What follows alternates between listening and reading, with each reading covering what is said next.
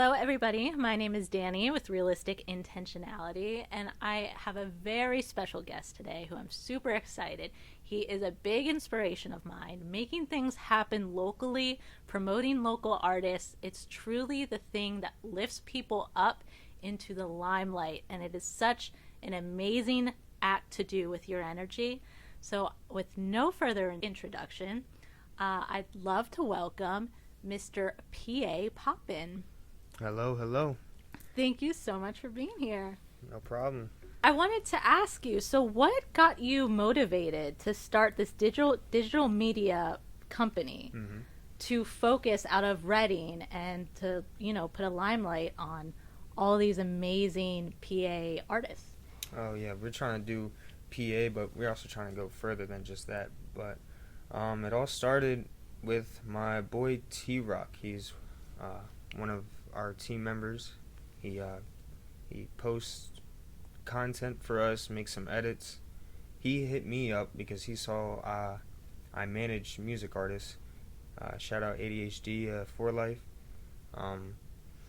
So I made a fan page. T-Rock hit me up. He liked how I was promoting them, doing all that. So he said, "Hey, you want to start something up? We could do this little platform or whatever." We didn't even talk about no podcast, no music performance videos. Simply just promoting music artists was the first step. And we got together, actually met up, talked, and here we are.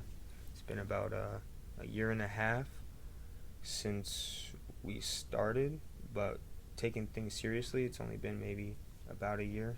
Wow. And how did that feel to finally take that leap? Because you're young, you're in your early 20s. Yeah. And so I'm sure you're working with people who are quite older than you and older than me. I've worked with some people younger than me too. Wow. So definitely, I'm willing to work with whoever, older, younger. So I'm just willing to work, and that's simply that. Wow, that's incredible to have that kind of drive and motivation at such a young age. My God, I'm so fucking jealous. It took my whole 20s for me to just get my shit together to even comprehend doing something. And for you to already be fucking, for a year now, pumping it out, sending messages out, making these productions. You do podcasts, you do the pagoda sessions, right? The pagoda podium. Yep.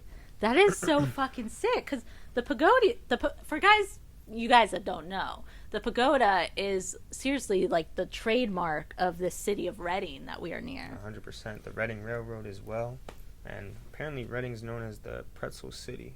Pretzel City? You like pretzels? Kinda. They're aight. I wouldn't say they're all that, but when I was a kid, definitely pretzels was a nice thing to get with my grandfather once in a while. So right, it was a little treat or just a little bonding moment. So yeah, because I've listened in your podcast. Your grandfather was a really big inspiration for you, right? 100%. He still is till this day. He was in a band. He worked at Santander Bank. I forget the department he was in, but he was one of the vice presidents and everything. So definitely someone I looked up to in a sense of family and just driving for that money. Right. Listen, if there's one thing our grandparents knew how to do, is fucking hustle. For sure. That's amazing. Yeah, I have, my grandmother was such an inspiration for me.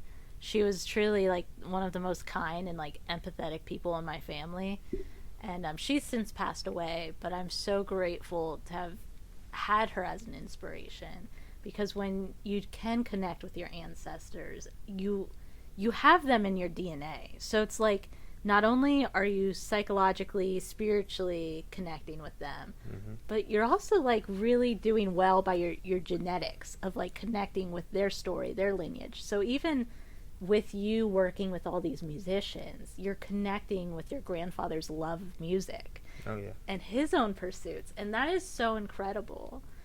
Do you feel Have you ever delved into making music yourself? I've written a couple songs. I only recorded one time though. And the people that heard the song, they actually were impressed, and they keep telling me I should keep trying to do it, but I don't know. It's just Hey. I don't know. Maybe we'll see what happens. Sometimes I want to do a cover of like some Frank Sinatra music. I just love the old stuff. That's fucking wicked, dude. Frank Sinatra, he's a G. I'm gonna need some auto-tune though, so. Listen, hey, whatever works. That's cool though. Listen, if it doesn't necessarily call you, but you're good at it, that's fucking nice. I cannot say the same.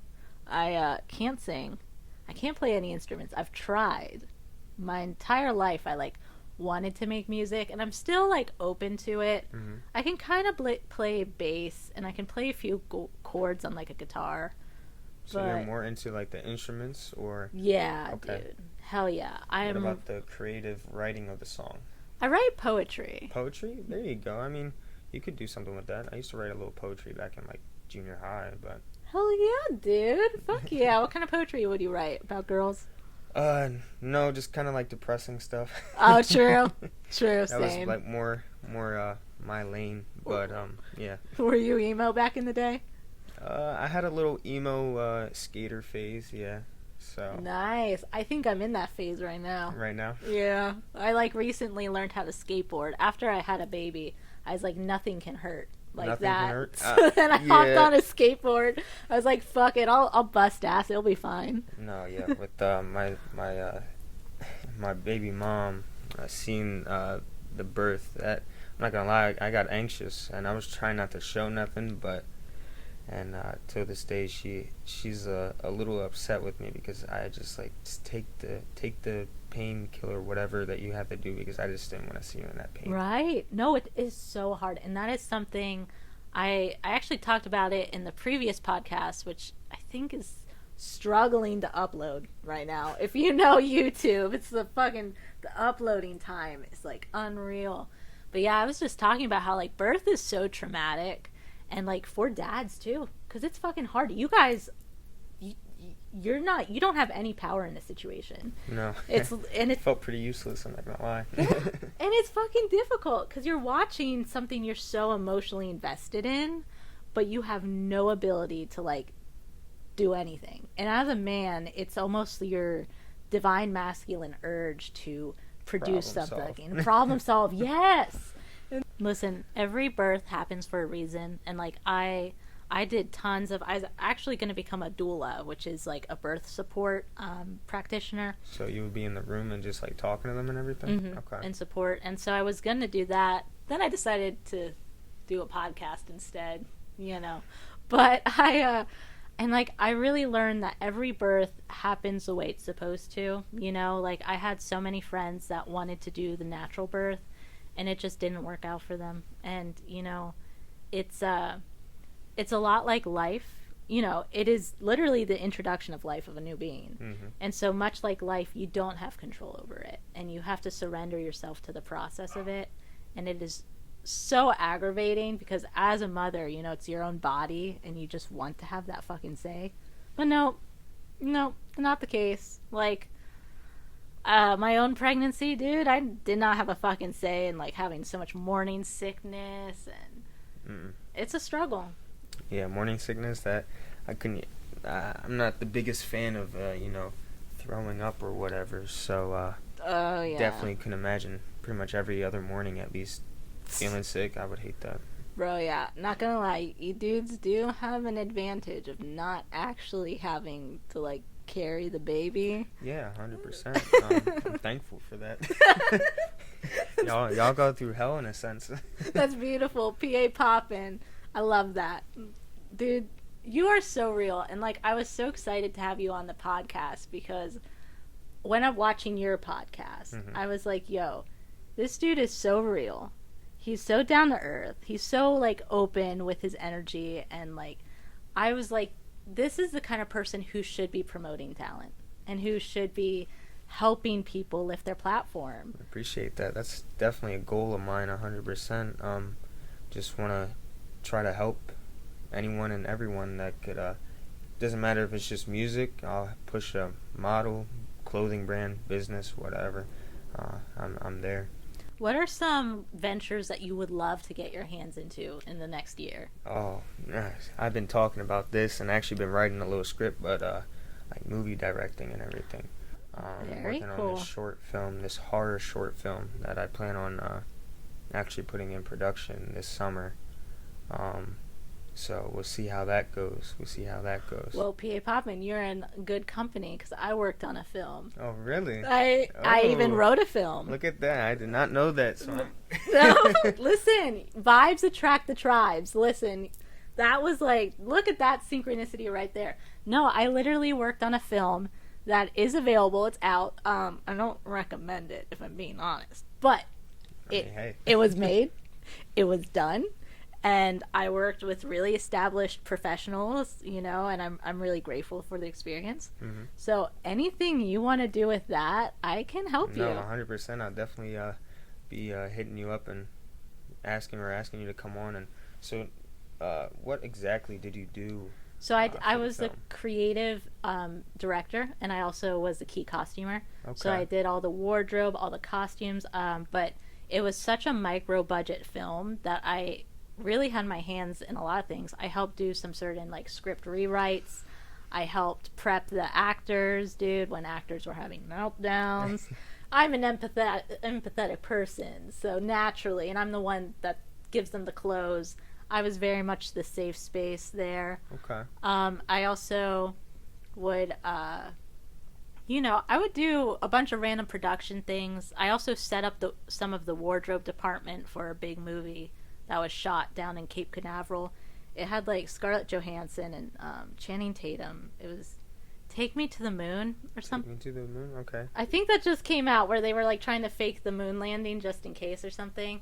I helped set up the wardrobe department at the Cape Canaveral shoot for that. That's actually pretty cool. Yeah, dude, listen, people are always impressed when they're like, Channing Tatum and Scarlett Johansson, like, what? But, like, I didn't meet them. It's not like that. No, but still, you were somewhat in the making, like, either behind the scenes, don't matter to me, honestly, behind the scenes, if you're on the camera, whatever, there's so much that goes into it. So if you were a part of that role, that's pretty cool. So. Oh, yeah. Well, thank you. I appreciate that. I definitely, like, people get so excited where, like, when I say those names they're like, have you met them? It's like, no. No, I did not. They don't go into the same wardrobe rooms as all the extras, But, yeah, and I wrote my own screenplay. I wrote a screenplay about skateboarding, actually. Okay. It's about drug addiction and skateboarding and, like, sibling dynamics. I'm very passionate about it. I actually had it on directors' desks, but they couldn't move forward with their own production company because, the production in the city that we lived in Florida was not adequate at all. So that didn't really go anywhere as of now, but I'm sitting on it. So, and then I also have a dark sci-fi romantic comedy. Okay. About a hot alien babe. A hot alien? Oh my gosh. Yep, that comes to Earth and falls for a stoner dude to piss off her dad, who's like the king of like an alien fucking world. Actually, that sounds pretty interesting and kind of funny. Yeah, dude. I would just check it out. Definitely check it out for the one time, and if I like it, I'll definitely watch it again. Oh yeah, bro. Like, it's like, that's my two personality types. Like, dark skateboarding, like family dynamic, addiction, drama, like rough, heavy, and then like hot alien babe with stoner dude. Like, that's the dichotomy of me. I'm dead. That's funny. That's so cool that you're into that also. I would say I don't know about the hot alien part, but definitely the no dark hot aliens. No hot aliens. But speaking of that, have you ever watched a movie called Weird Science? Is that like an older one? Yeah, like from the 80s. Mm-hmm. Is that when she's like was she a computer or she's a computer babe? She's like a computer generated robot, whatever. They made her in their house. It had the dude from 16 Candles, the blonde haired dude. Yes, I believe so. And Breakfast Club. Yes. Yeah, that's my dad showed me that movie, and my grandfather. But you talking about hot aliens, I would say that kind of rolls in that category. Maybe There you go. bit, Yeah, so. hot computer babes from the 80s. Listen, I fuck with it. Whatever works, you know? I support hot babes in any form or function. Hot babes, I got you. I also talked about hot goth girls in the last podcast. Goth girls, okay. This, like, intentionality podcast is very much turning into me thirsting over women. And it's just, I do it real here. This is real. This is me. I love you ladies. So what, you went into, like, Hot Topic and Spencer's growing up, or what? Dude, yeah. I mean, I grew up to be raised pretty preppy. Okay. But definitely the way, like... Caught your attention. Yeah. And, like, we talked about in the last pod that I recorded where it's, like, you know, we had, like, Scooby-Doo where, like, we had, like, the hot vampire rock band girls and, like... Oh, I forget. Yeah, okay. Then, like, I know what you're talking about. Danny Phantom, you know, with Sam, the hot goth girl. Like, there was so many hot goth girls on television. It's definitely like an early 2000s kind of theme, 100%. Did you ever play... Did you have a Nintendo 64? Was that... Nintendo 64, no, I did not have. I had a GameCube and a whole bunch of other systems. Okay. So there was a game called Banjo-Kazooie. And, like, for people who know me, you already know this story. But there was this fucking witch woman. She was the villain in the game. She's a witch. And she would steal the main character's sister and steal her beauty. And, like, when you lost the game, she succeeded in that. And she turned into this hot alien or hot witch babe with, like, a black dress and, like, big, like, Laura Croft, like, type Tomb Raider boobs. Mm-hmm. And I used to purposely lose the game to watch the fucking thing. What's this called again? Banjo-Kazooie. Is it on GameCube? Because I still got a GameCube. No, but I think you can get on the Switch. I think it's within, like, you can play it again on the Switch. Okay. But, no, I fuck with GameCube. What were your favorite games on it? I used to play backyard football, a bunch of wrestling games, Mario Kart. Mario Kart, Double Dash, very good. Double Dash, the Harry Potter series. Yo, those games are slept on. Like, 100%. Considering how big Harry Potter still is, no one talks about, like, I used to have the games on the PlayStation. I had some on the PlayStation as well. They were so fucking good. Me and my grandfather used to play, and during the missions, it would just be me and him taking turns back and forth trying to beat a mission. So. Dude, yes! Me and my mom used to play them. Well, my mom would hijack them, honestly. She would just... you play a little bit, then next thing you know, she's playing the whole time. Right, because I wouldn't play good enough, so she would just hijack and I would watch. That shit was good.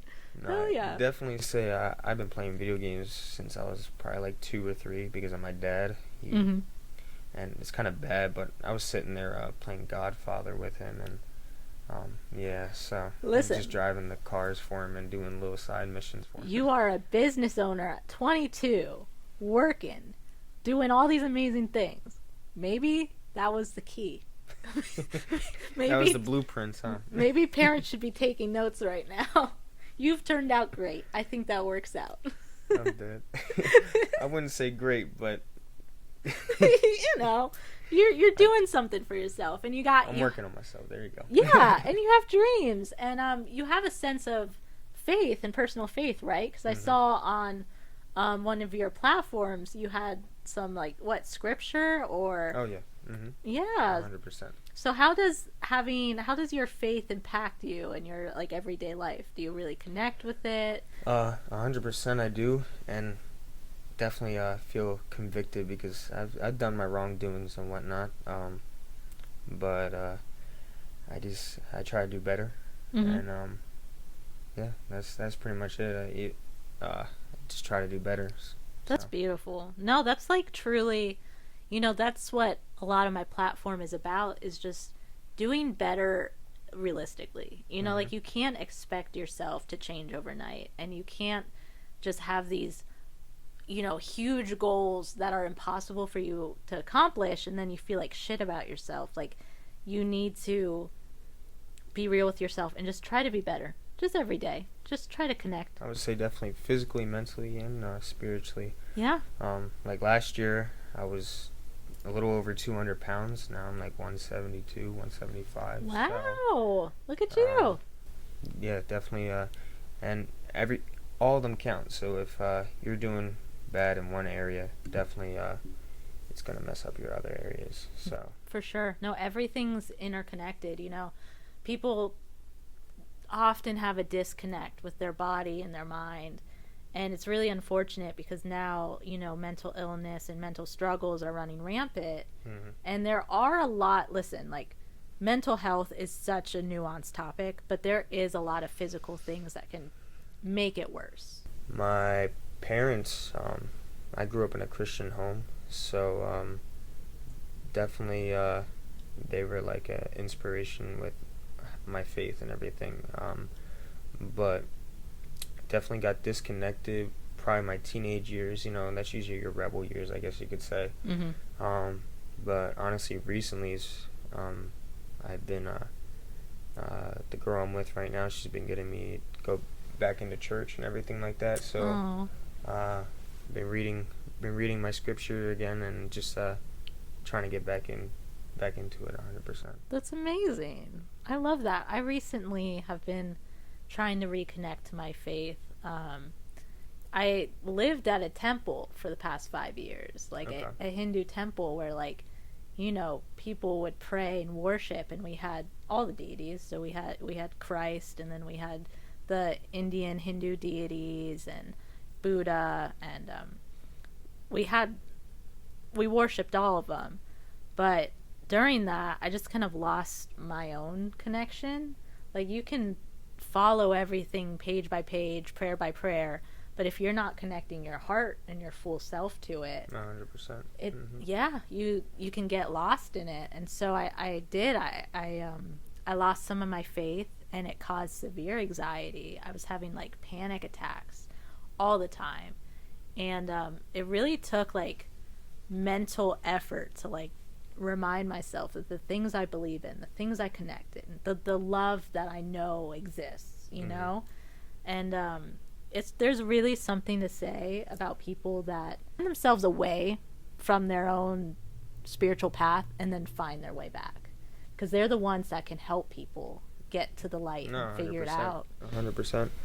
How do you feel about praying or whatnot in school? Like, I know during like the 60s and whatnot that or was it the 80s? No, I think it was the 60s maybe. They pretty much just like took it away and made it more optional. Now, me growing up, I didn't have no prayer in school, and I definitely believe we should definitely go back to that. Maybe if people don't have the faith, just take a little mental health check on yourself in the morning or something. You don't have to pray. That is an amazing point. But just sit there, yeah, take a breather. Yeah, no, that's amazing to think about. 'Cause, yeah, I do think that kids, and I actually did just talk about this on the last pod too, plugging my own pod, the last episode. I was just talking about how being a human is so hard, and how kids feel the weight of existence, even as kids. Mm-hmm. And they don't have any coping mechanisms unless they're taught a certain faith, whether religious or spiritual, or, even just a connection with nature. And there's so many kids that are missing that from their household. Mm-hmm. And so by having that facilitated in school could be so beneficial in allowing kids to cope with their reality, with their emotions, with their own mortality. Because, kids are walking around, they find out that their life is temporary, and they don't know how to handle that weight. Yeah, 100%. I definitely say as a kid, finding out life is temporary kind of messed with me a little bit too. Oh yeah, it kept me up at night. I was like, that is fucked. Like, that can't be right. I was like, they need to figure something out about that. And even as adults, we struggle with it. Mm-hmm. Midlife crises. And so that is such a good point that you brought up, that like perhaps by doing some sort of facilitation, and it doesn't need to be one specific religion. It can be whatever they feel the comfort and they feel the connection to. But yeah, if they could just allow, or a mental check-in and like a mindfulness where they can sit down, know that they're safe, know that they're provided for, understand that they exist for a reason. I definitely would say school just got more competitive. Mm-hmm. Like, I talk to my grandparents a lot, and they always talk about how the sports and all things was not as competitive as now. Everyone's just trying to be number one, and they're not really checking in on the mental aspect. Right. Maybe physically, and definitely like with safety and all that, we've gotten better, but now it's time to check on mental, spiritual type of healing. Oh my God, yeah, that is such a good point. Look at, see, PAPoppin, dude. I knew. I was like, this man has some depth. Like, I need to get him on immediately. No, that is so beautiful. And like, I know my school. So, are you local? Yeah. So I was born in West Reading, so I went to Wyomissing, and then I lived in the city of Reading as well during my teenage years. So. Okay, yeah, I grew up in Allentown. Okay. So I went to one of the biggest schools in that area, and dude, they pumped their whole budget in their sports and their like arts. So like their theater productions were huge, award-winning theater productions. Oh, that's cool. And then their I unfortunately wasn't a part of it. Neither was I, and I wish I went into my school and maybe just looked at the theater just a little bit. Dude, maybe it would have helped me out where I'm trying to go with. Same. I'm so with you on that, cause like I went to a VOTEC, so I only went to Parkland That's half what the day. I did. I went to a VOTEC. I went to BCTC. What'd you go for? Plumbing and heating. Nice. And now my 9 to 5 is welding. See, our VOTEC did have a welding program, and it had the all of that too. But I went for advertising design and commercial art, Okay. which was cool, and it has You could paid give me off. some tips. Listen, I can do some graphic design, I can do some advertising, some marketing and stuff, but truly, I was like, man, I really missed out on my high school's theater program, and like, I didn't end up going to college, which for VOTEC, the part I went for advertising design, it required college after. Mm-hmm. So I was like, man, that was a good But 4 hey, you years. could still use that somewhat, and you didn't have to. It was through your high school, right? So you didn't have to pay any. There you go. Yeah, That's what I try to look at it was, it as. It was dope. It was dope, guys. Like, and I did just make a YouTube video about how all those skills have paid off. Mm-hmm. But you know, it is definitely interesting seeing how life winds out, and then like thinking like, man, I could have been involved in like one of the best high school theater productions, or like even just like I wish I would have kicked it with my friends a little more in high school. You know, like life. You didn't do that? I did a lot. You know, probably more than I should say that I want to more. Like, I did the amount of times I got like detention for skipping and like hanging out with my friends was unreal. Bunch of detention, suspensions, and but no, my grades were good. I just if it sounds I should have tried a little harder, but if I had a C or more, I didn't care. Yeah. I would skip, go, and me and my friends would smoke a lot. Yep. So, a lot of weed. Yep. I was on probation my senior year, so I did have too much fun, some could say, but you know, I don't know. I think it's just like life got so real immediately after high school that's like I would have kicked it even more. I would have smoked even more. I would have just chilled and skipped even more, honestly. I agree in the sense of after high school got real, because that's at 18 is when I had my first kid. So I sometimes I think like, man, if I would have waited maybe just until I was 21 to have my first kid. But you know, I try to look at life with the mindset of everything happens for a reason. Me too. And because if I didn't do that, my friend For Life, he got a manager and he lived out in Atlanta for about 2 years, and I know I would have went with him. I had money stacked away. Yeah. I definitely would have went out, but who knows what I would have done, especially back then. Right. I was a rebel, so. Oh, it's hard as a parent. You do have to acknowledge the fact that there's FOMO, and like you can be the most loving parent on the planet and still acknowledge like there were sacrifices to be made. And honestly, it's healthier as a parent to acknowledge that. Like for me, I'm a stay-at-home mom. I homeschool because of how much I do think that mindfulness and spirituality is important for kids. That's actually a huge reason why I homeschool. And you know, I'm constantly like, I was offered tons of gigs in the film industry. Like I could have traveled and done wardrobe. I had friends working on like music videos. doing also stage productions and like touring with all these amazing bands. And I was like, man, I could have been really living my groupie dream right now. Mm-hmm. But I am raising a beautiful child, and it is okay to feel both. I can feel so much gratitude for my life and so much love for my child, Mm-hmm. while also being like, damn, would have been nice to be touring the country. I think about it a little bit, what would Atlanta would have been like. And he was traveling Atlanta, going to Florida, California, so he met Marlon Wayne, so he was meeting a good amount of people. I'm like, man, it is what it is, though. But honestly, PAPoppin might have not have happened if I would have left too. So things happen for a reason. There you go. Exactly, and they line up, and now we're meeting each other, Mm-hmm. and like, dude.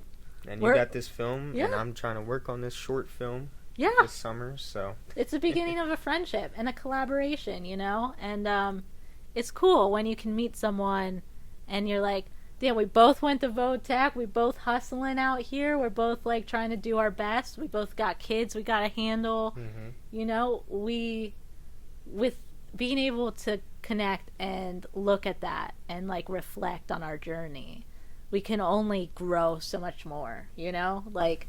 So you could keep on growing. Yeah. Keep on growing. 100%. I feel if you're not growing, I think you might be dying. Right. In a sense. For sure. At least, maybe not physically, but there are people who I love so dearly, but they unfortunately they are comfortable, and that is their choice, and I love them, and I won't judge them for it. Like, if you're comfortable, like, enjoy. But it is disheartening when I see it have a negative effect on them, and there isn't much to be done. Like, 100%. You can't force someone to change their life, I definitely say 9 to 5 lifestyle. Like, nothing against it 100%, and we do need the people that are willing just to do that. But I say it's a little brainwashing in a sense. I think there's more to life than just getting up, go to work, 30, 50 years of working at the same place, going to no. It's definitely a sense of brainwash, maybe slavery in a sense. So. Oh yeah, no, for sure, it really is, and like so much of it is meant to suppress people and oppress them. Like there are so many 9 to 5s that you can be the best worker, and they're never going to take you up to corporate. They'll let you be a store manager. Hey, maybe they'll even let you own a store. Yeah. But they'll never move you up to corporate where the big money is, and like it is trapping, and it's really unfortunate. I remember when I was still working 9 to 5 jobs, I would always ask in the interview, because when I went to VOTech, I did a lot of professional trainings. Like I wore blazers and did all these conferences. I'm gonna get to that level. Yeah, well, it was like wild because I was also getting arrested and getting put on probation. But then living the double life. Right, exactly. But then showing up, like doing all these mock job interviews with all these like network professionals and stuff. And I would do that, and it was just like so interesting because I couldn't I would do all these things, and in the job interviews I would go to that I had prepped for my entire like teenage years, I would be like, so how often do you promote from lower levels into corporate? And they'd be like, oh, that doesn't usually happen. Like usually people are happy to be managers and they just go to a different store and manage different stores. And I was like, you're telling me someone can manage a store but then they don't move up to a corporate level? That's it? You just become a manager and that's all? And I would see managers that are only a few years older than me.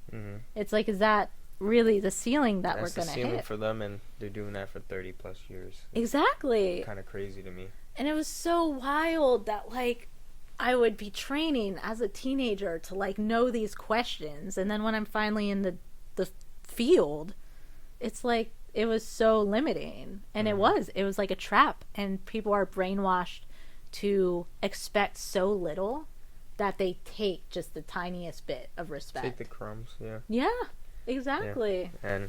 And it bothers me, and like you said, I have friends that are comfortable. I still love them, and I just tell them, when like, you could get more, and when you want more, let me know. I'm there to help. Beautiful. Definitely, I'm definitely a friend that iron sharpens iron, so I love that.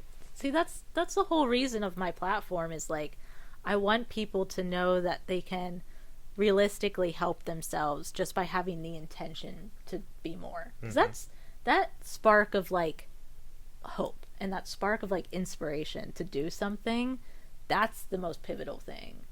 Like the work is just the work afterwards. Like I'm sure when you thought of the PAPoppin or the Pagoda podium sessions, that was just a spark of an idea, but it felt like magic. Oh, 100%. Yeah. 100%. It felt probably like lightning, and you're like, okay, I need to grab this. And before it flies away. Yeah, and you did it. And now you have them all on your YouTube, which the YouTube handle's PAPoppin, right? PAPoppin, PAPoppin all platforms. We're going into TikTok. I was a little skeptical on that just because the whole banning thing. So I'm like, man, if I start this up and they ban it, it's like, dang. But why not? Even if they banned it, maybe I could get a little bit more followers before they ban it. Yeah. There we go. TikTok has always been the thing that I did the best on. Were you on Musical.ly at all? No. Okay. No. Why? Why was that? Did I miss something good on Musical.ly? I mean, not necessarily, but I just remember Musical.ly as before it was TikTok, and definitely I try to do a little of the trends and everything like that, and it was just pre-teen era. Did you ever do Vine? I did not. I watched Vine. Okay. I didn't do Vine though. Gotcha. But, see, I didn't even do Vine. You didn't? No, did there you was watch it? No, there was a period where I just like was not on social media. I just like was smoking weed, hanging out, didn't even have like a TV. I would just be kicking it, doing some random Did you shit. listen to music? Oh yeah. Oh, music is forever like music is always going to be something that really like holds me into my life. There's so many different eras of my life that I can literally pinpoint like albums to. You know, where it's like that album like carried me through. Like right now, Billie Eilish, Better Than Ever, is like carrying me right now. That's the album right now? Yeah, For right. how long so far? Just this year?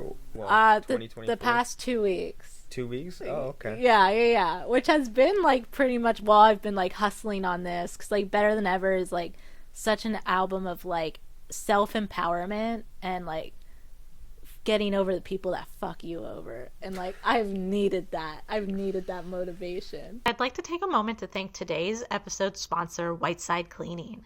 As a locally owned and operated business, they are committed to delivering unparalleled results while maintaining the highest standards.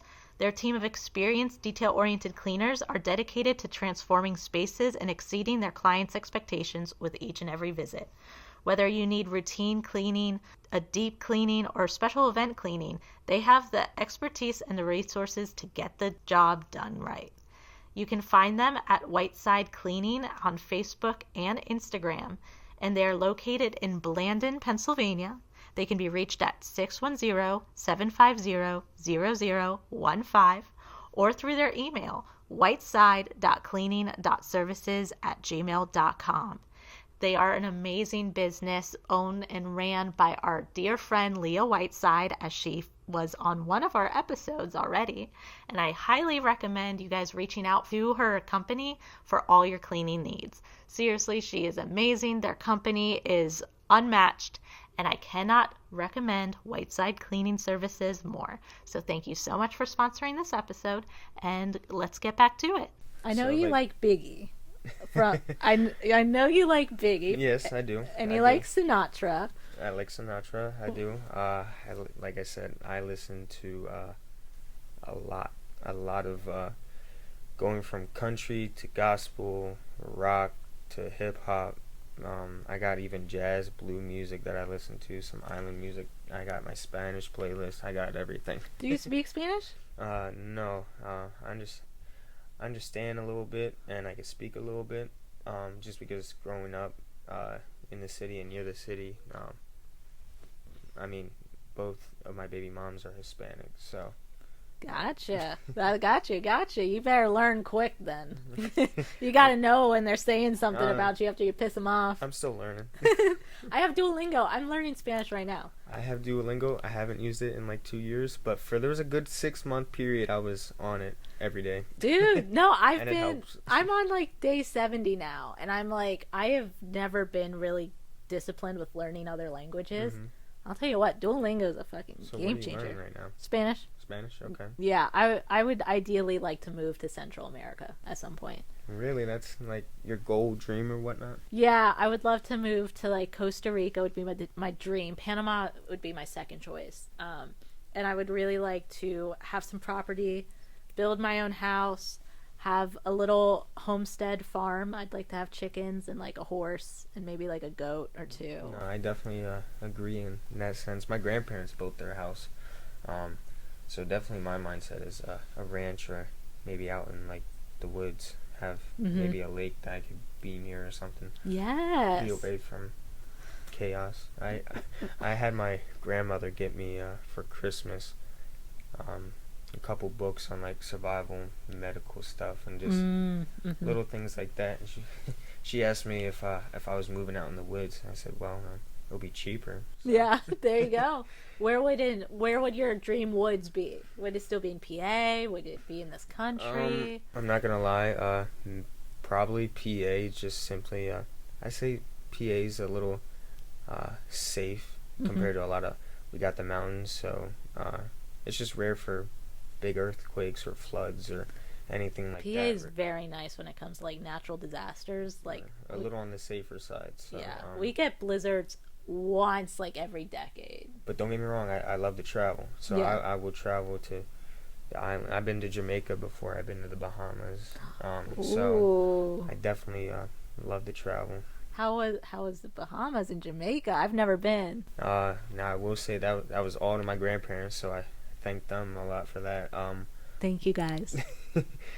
Definitely the Bahamas was nice. I was young for that. I was a preteen, so they took me to Atlantis. I don't know if you've heard of that. Bro, with the wicked ass slide, Yeah. I've seen the commercials. Yep, that was nice. Definitely Jamaica was more of a adult vibe. I was like 16 around that time. That's cool. Did Definitely. you get to like smoke and drink? I wanted to smoke, but my grandparents didn't know I smoked at the time, so I didn't smoke. Fair enough. But they were nice enough to give me a couple drinks. So. Oh yeah. I remember I would go down to Florida and I would go on cruises where like you'd pass the like international lines, and so then I could just like, as soon as like we knew we were on the water, I was like, okay, one pina colada, please, thank you. Like I would just like be gambling and like drinking at like a teenager. I was gonna say, what kind of like are you more of like the sweet cocktails or like what kind of alcohol? Well, I don't even drink anymore, but when I did, dude, I liked pina coladas, Malibu Bay Breezes, and then weirdly, like, I liked the sweet tropical things, and then I switched to dirty martinis. Dirty martinis? Martinis are pretty strong. Dude, listen, I was sucking down Manhattans at the age of 11, so, like, okay. I wasn't, and that, and, like, now I don't really drink, mostly because I have kidney problems. Oh, okay. Who knows, maybe the Manhattans at 11 might have not been the move. I mean, do you have like alcoholism in your family at all by chance? I do. And like I did, I'd had a party phase where like I was drinking and, doing the nose beers, and like popping some pills and like, it's like funny. It's like I functioned fine, my kidneys not so much, but I functioned fine. But I got it so out of my system so early. Like, I literally, dude, I was 18 years old. And I went to, like, the Coke dealer of, like, the greater area. And I went to his house. And he literally had this giant glass, like, chess board. Okay. With just a pile of cocaine. Just sitting there? Yeah. And I went there to watch the, it was a really big boxing thing. I think it was McGregor and Mayweather. Okay. He had it on his giant TV, and back then, like, those TVs weren't quite as commonplace. So big curved ass TV, giant fucking like chessboard of just like a cocaine pile of cocaine. There I was, like 18, maybe 19, just like chilling. Just don't know this dude.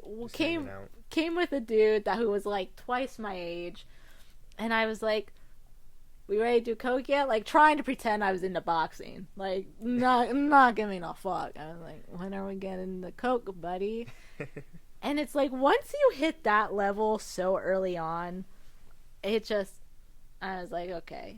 No wonder I ended up living at a Hindu temple, when I was like 23. No, I definitely would say right now is like my stage of getting out of my party lifestyle.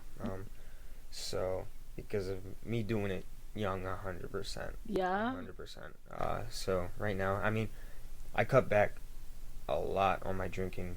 The past like 4 years, I was drinking pretty hard. But now, I have maybe a beer, some wine. I drink wine, and if I have a shot or something like that, it's a celebration of some kind. Yeah, dude. And I love that. And like, I think I talked about it on the second episode where I was like, do anything with intention.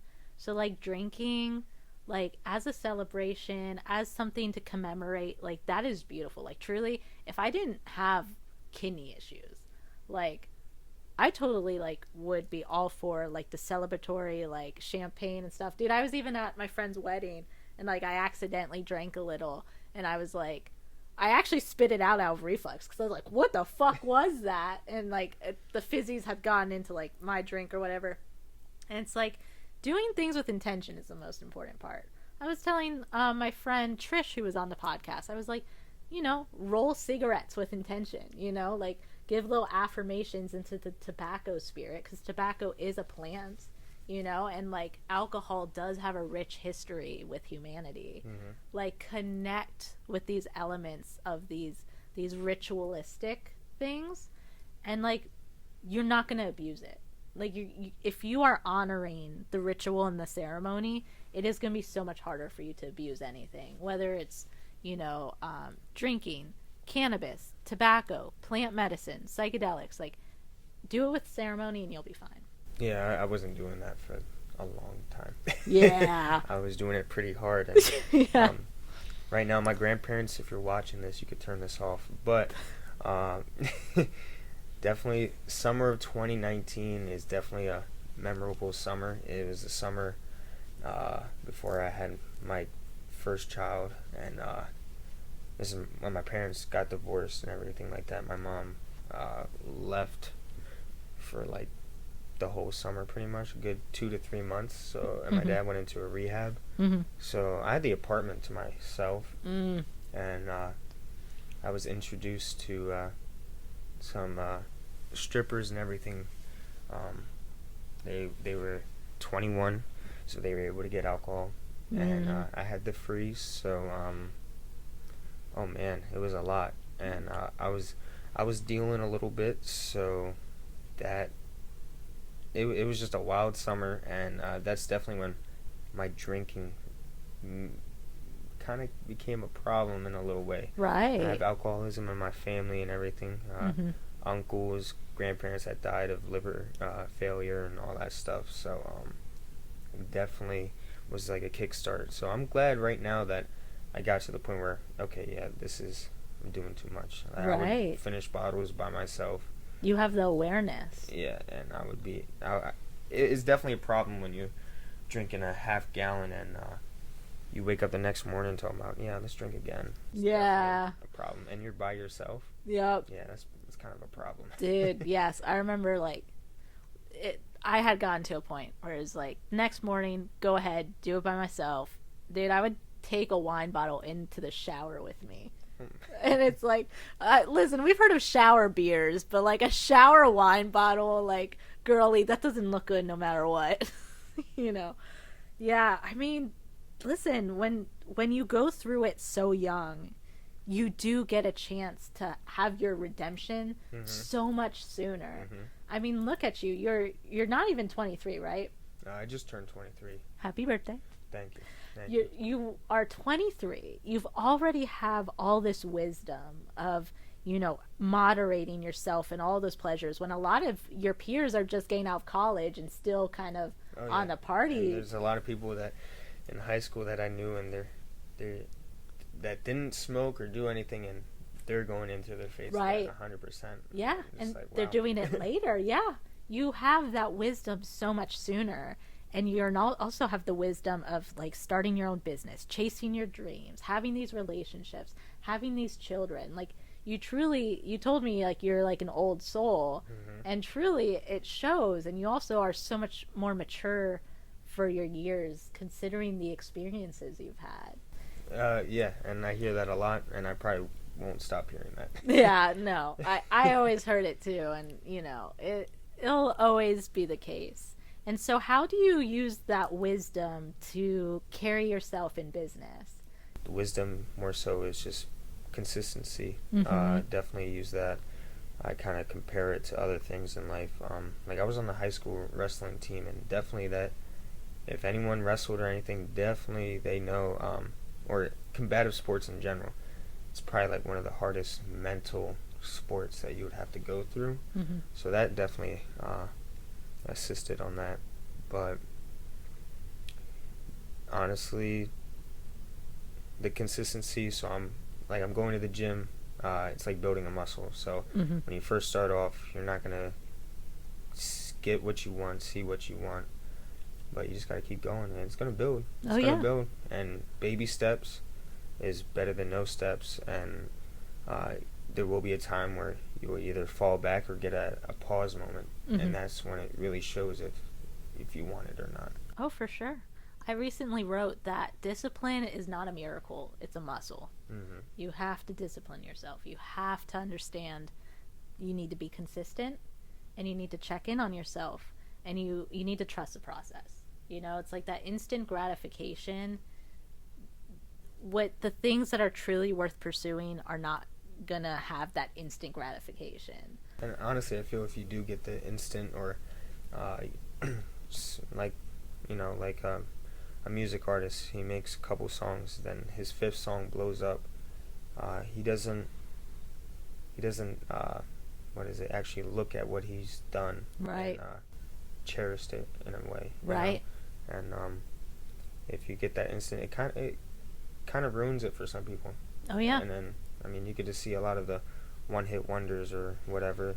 They were up at the top, and now they're either all just messed up on drugs, or just they're like totally not what you expected. Oh, for sure. Yeah, like if you hit the top too quick without really understanding your foundation, Hmm. you're unstable. You know what I mean? Foundation made of dirt or sand, that's It- gonna crumble. Exactly. I went viral very early on in my TikTok days in my previous accounts.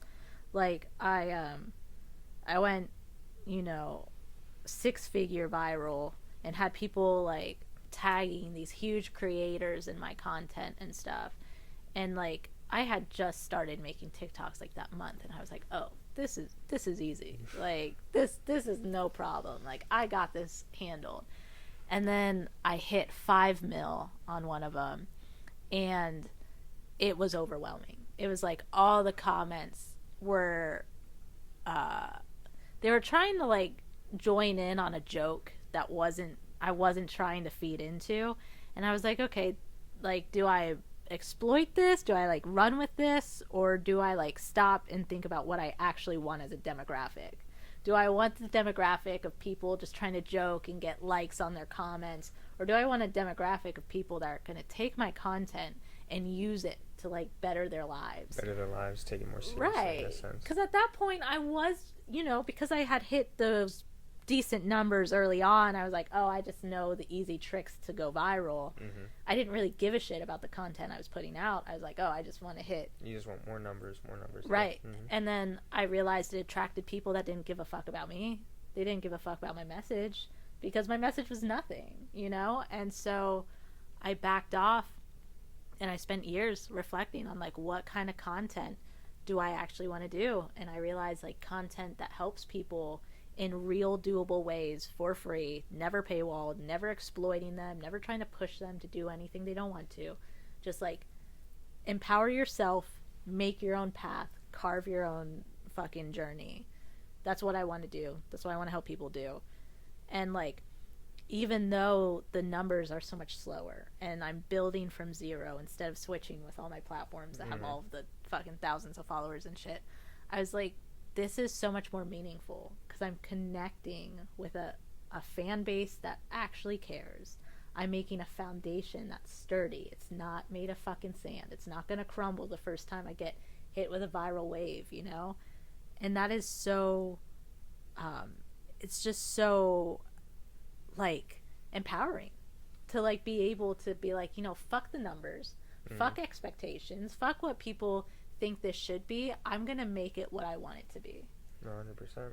I love that about your platform because on your podcast, like, you hit your guests with such real questions, but then you also hit them with just like Random love it stuff. Yeah, bro, like your one podcast, literally you asked them like angel hair or spaghetti, like what's truly the difference, and like I fucking love that so much. I was like, that is genius. That is like so good because you'll be talking about their music inspirations and like all these things, but then you hit them with like something to just know them, right? Because truly it's like people's inspirations are beautiful, but knowing how they feel about the everyday shit, that's how you get to know someone.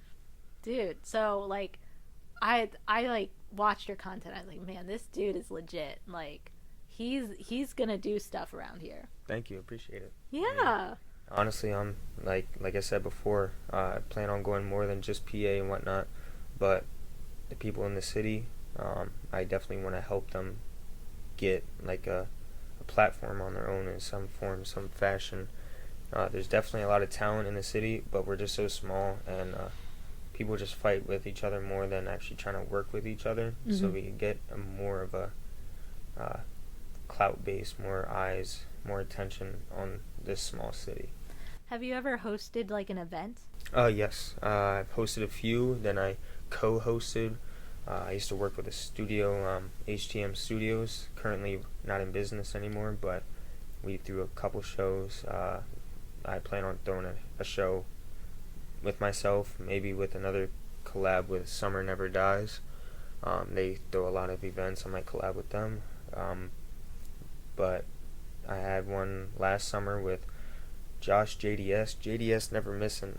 He's going viral again. He has over 150,000 followers on Instagram. Wow. He's verified on YouTube. He gets paid. And I was following him since he only had maybe like 20, 30K followers. And he's in Reading? No, he's from Virginia, but I brought him out to Reading just Wow. to get more attention. And honestly, he loved Reading. He said it was probably one of the most love that he got at any show. Oh, really. Yeah. And just it was a good time. That it was only for like 4 days, but it felt like I was loving it. He was loving it, and we're still connected. We're still talking. He wants to come back and do another show sometime. So that's amazing. Yeah, because Reading, I feel like Philly gets so much attention. Well, yeah. You know, it's Philly. And then, you know, Pittsburgh, especially since, like, Wiz and Mac really, you know, people understand Pittsburgh now. But I do feel like we're ready to have another big city kind of tap in, you know? 100%. And Reading does have such, like, the artistry laying just beneath the surface of Reading is so, like, potent. Like, there are so many incredible artists of all different medias, like, whether it's the visual arts or the poetry or, like, the music. And with coming together and, like, raising that platform to hit the spotlight, like, I can see it really popping off, you know? Like, I can truly imagine Reading really hitting, like, okay, like, this is a place where shit happens. This is a place where you can find people, and this is how you can get shit done. I mean, dude, West Reading is cute as fuck. Cute as fuck. I went there to buy a massage certificate, and there was like this cool like skate shop, holistic skate shop. Yep. Yep, they're Mm-hmm. fucking so dope, dude. Did you go into the comic store next door? Well, it used to be One Up, but now it's totally different. But it's still a comic store and all that. No, but I love comic stores. I Yeah. wish I would have known. It's like right next door, and comics, hero action figures, collectibles, all that. Oh my god, I used to collect comic books like crazy. Oh yeah. I purged my whole collection. I gave it to my niece, but I used to go hard on the comic books for sure. I had like the edition where Iron Man died and all Okay. wicked ones, yeah. I was But gonna say right now well, I've been doing it for a little bit, but I collect old money, oh, cash, cool. coins, all of it, and it's funny because when I tell people that, they're just like, that just sounds like an old person. And when it comes to that category, that subject, I definitely talk to and connect more with older people. Yeah. Yeah, I don't know if I've met anyone else our age that collects that, but that's fucking cool though. Hmm. I mean, money is money is everything. It rules everything around us, right? 100%. If you get definitely like an old dollar bill, like the oldest dollar bill I have is like 1932, and it's a blue stamp. It doesn't even say "In God We Trust" or anything like that. If it was clean and nice looking, mine's a little crappy. Right. But if you had a nice one, you go for like over $5,000 just for Wow. that $1 bill. I'll have to look. I might have some old coins I can pass you. Okay, 'Cause definitely would take a look. No, I got some like old coins and watches and stuff from my grandmother, so I can definitely take a look because you know, I don't have any use for them, and to pass them on to someone who appreciates them, that would be much better. So I'll take a little look. I'll see if I can find you something. All right. Add to Sounds your good. collection. Sounds Yeah. good. Wow, this has been such a pleasure to have you on. And so you mentioned that you're trying to go into some production. Mhm. What are some other productions that you kind of have floating around right now? Honestly, I do a lot of directing work for my one music artist, ADHD. Directed a few of his music videos, and I've done some Wow. directing for Life as well, but mainly ADHD's like the one that we worked more together on. What So, can we look up for to Uh, find that? if you look up ADHD Crazy on YouTube, Crazy with a K, How Do You Do It? There's Shakira. Just go look it up. But definitely look into it. Wow. Look So into it. how did you like that? I mean, dude, I always thought it'd be so fun to direct a music video. It was fun. It was fun, 100%. We It's funny. We all did it at my house. The basement for How Do You Do It? Shakira was in my living room, and a song Perks that ADHD did with cello was in my garage. So Wow. Look at you. definitely was fun. That's And very Steve Jobs of you. Straight from the fucking crib. I love that. definitely want to continue that and do more short film movie kind of stuff. So see how Yeah. that goes. And so what kind of people are you interested in working with at with PAPoppin? Like who here watching it should reach out to you? Anyone who's entrepreneur, models, business owners, music artists, doesn't matter. We could work. If you have, I worked with TikTok content creators. If you make any type of content, you have your own fashion, design, clothing brand, whatever. I'm willing to work. I love that, dude. See, I'm so about that. I'm such a multifaceted person myself that like I could never pigeonhole myself into one niche, where I'm like, I want to talk to everyone who does anything. And I'm the same way. Yeah, dude, passion's a beautiful thing. And like I truly think that the more you chase your passions, regardless of like how varying they are, like the happier and more fulfilled you're gonna be. 100%. Beautiful. Do you have any advice for anyone that's hoping to chase a dream? You said to just do it, be consistent. Anything else? 100%. Be consistent, and if your circle is not really agreeing with you and you feel alone, it's okay. Yeah. Still, you just gotta take that leap of faith. Just take that first step. That's all it really takes. Beautiful. All right. Well, thank you, PAPoppin, Press Avenue Media. You can find him on all platforms. Yeah, you Google it, whatever. Google it. Definitely check out his pod. It's awesome. You have a few episodes. Your Pagoda Podium sessions. Those are incredible. You're on season 2 of that now, Yeah, right? we almost got the finale coming out with Nino Gully and For Life. They did season 2 finale, so once that's up and we're going on to season 3. So Awesome, dude. You are an inspiration. You are doing such amazing things for your community, for all the artists around. You are seriously a gem.